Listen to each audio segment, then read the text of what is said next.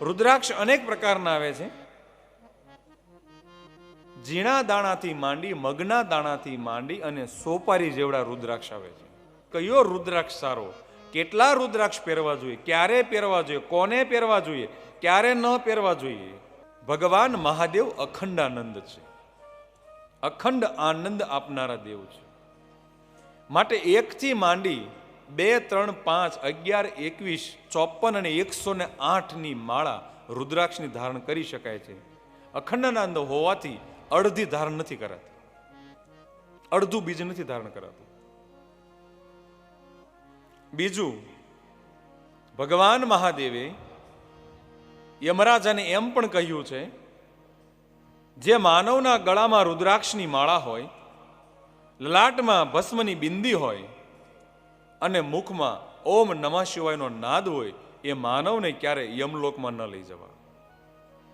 અને યમરાજા ખુદ એમના દૂતને કહે છે, રુદ્રાક્ષમેકમ શિરસા વિભર્તિ તથા ત્રિપુંડમ ચલલાટ મધ્યે પંચાક્ષરમ એ હિ જપંતિ મંત્રમ પૂજ્યા ભવાબ્ધિ ખલુ તે હિ સાધ. રુદ્રાક્ષમેકમ શિરસા, જેના શિરમાં રુદ્રાક્ષની માળા છે, લલાટમાં ત્રિપુંડ છે અથવા બિંદી છે અને મુખમાં પંચાક્ષર મંત્ર છે, ઓમ નમઃ શિવાય નમઃ શિવાયનો જે નાદ કરે છે, એ માનવને યમલોકમાં ન લાવવા. અને મહાદેવ કહે છે કે જે માનવ રુદ્રાક્ષની માળાથી મારું સ્મરણ કરે છે, એને અનેક ગણું ફળ આપું છું. અને રુદ્રાક્ષની માળા 24 કલાક ધારણ કરી શકાય છે, 24 અવર્સ. હા, તમે સ્નાન કરવા જાઓ એ સમયે રુદ્રાક્ષની માળા ગળામાંથી કાઢી નાખવાની. એટલા માટે કે સ્નાન કરશો ત્યારે સાબુ અને શેમ્પુ કેમિકલ એને સ્પર્શ થશે તો રુદ્રાક્ષનું જે ઔષધીય ગુણ આપણને મળવો જોઈએ એ મળતો નથી. બાકી કોઈ પણ અવસ્થામાં રુદ્રાક્ષની માળા પહેરી શકાય, ભાઈઓ પહેરી શકે છે, બહેનો પણ પહેરી શકે છે.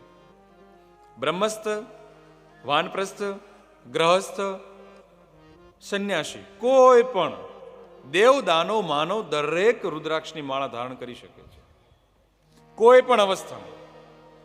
બહેનોને પ્રકૃતિના નિયમ પ્રમાણે જે દિવસો આવે છે એ અવસ્થામાં પણ રુદ્રાક્ષની માળા પહેરી શકાય છે, કારણ કે રુદ્રાક્ષ અપવિત્રને પવિત્ર કરનારી ઔષધિ છે.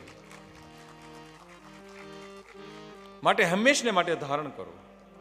એટલું જ નહીં, અમારે સૌરાષ્ટ્રના પરમ શિવ ઉપાસક સ્વામી સંત શ્રી નિર્દોષાનંદજી મહારાજ એ તો એવું કહે છે કે જે બેન પોતાના ગળામાં મંગળસૂત્રની સાથે રુદ્રાક્ષની માળા પહેરે છે, એ બેનના મંગળસૂત્રની જવાબદારી ભગવાન મહાદેવની છે.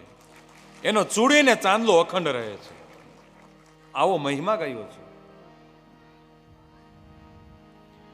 એક વખત ભગવાન મહાદેવ માં ભવાનીને કહે છે, ભવાની, હા બોલો ભવ,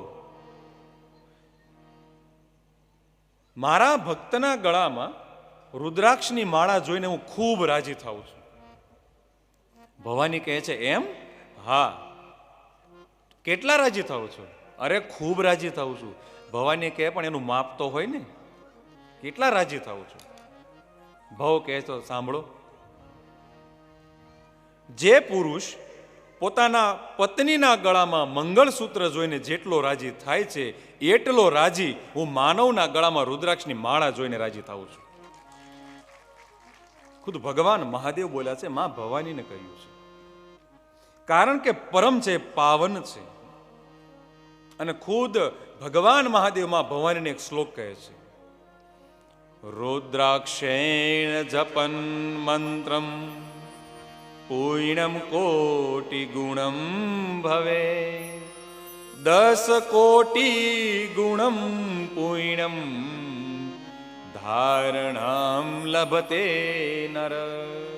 ભવાની, જે માનવ રુદ્રાક્ષની માળાથી ભગવાનનું નામ જપ કરે છે, એ માનવને કરોડ ગણું ફળ આપું છું.